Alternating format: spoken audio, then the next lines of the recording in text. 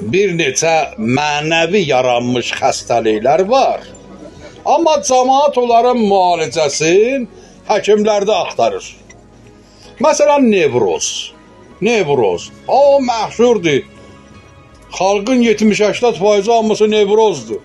Ürək sıxılma, darıxma, narahatçılıq, yersiz həyəcan, hisslərə qapılma, özüvə qapanma, samavunuşeniya deyirlər, depressiya deyirlər. Özünə ruhi xəstəlikdir bu, ruhi.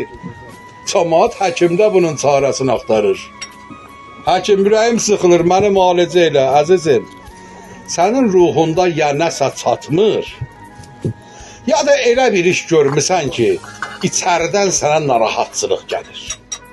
Ya vicdandır, ya ruhi sıxıntıdır. Məsələn, bir ana nevroz olub, aparıblar həkimə, ona dərman yazacaq. Ya onun dərmanı nədir?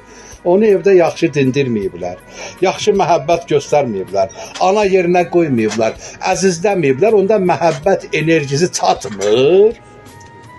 Özün pis hiss eləyir.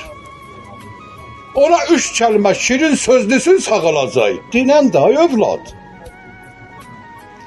Qəribədir, övladlar valideynlərin zəhmətini görmək istəmirlər. Gedib 5 saat dostunla oturub çayxanada danışmaqdan 4 saat otur. 1 saat da gəl otur, dədinlə üzbəüz danışdı. Ata, necəsən? Başıma dönərəm, necə səni bəsləyib? Qurban olaram sənə.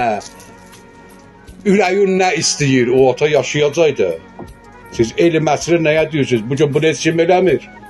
Valideynin zəhmətini görmürlər. Bəli, enerji çatmır, məhəbbət çatmır, qayğı çatmır, gözəl sözlər çatmır bizim ruhumuzda. Ona görə hamımız nevroz olmuşuz. Yoxdur, adam yerinə qoyan yoxdur ki. Biraz böyüdün, vəzifin qalxdı, oy, hamı sənə qohum oldu, dost oldu. Biraz ki, çomaq əlindən düşən kimi, dünən sənə salam verən bir gün üzünü o tərəfə göndərir. Budur İslam, budur sizin müsəlmançılığınız, budur sizin Allah tanımağınız. Olmaz belə. Olmaz belə. Valideynə qayğı göstər, xəstənin evinə ged, ona baş çək, əldən düşənə kömək elə. Zəif adamın əlindən yapış, çörək sizə çörək ver, nə olar? Bitikə çörək verməklə sən kasıblaşmayacaqsan, bunu sənə Allah deyir.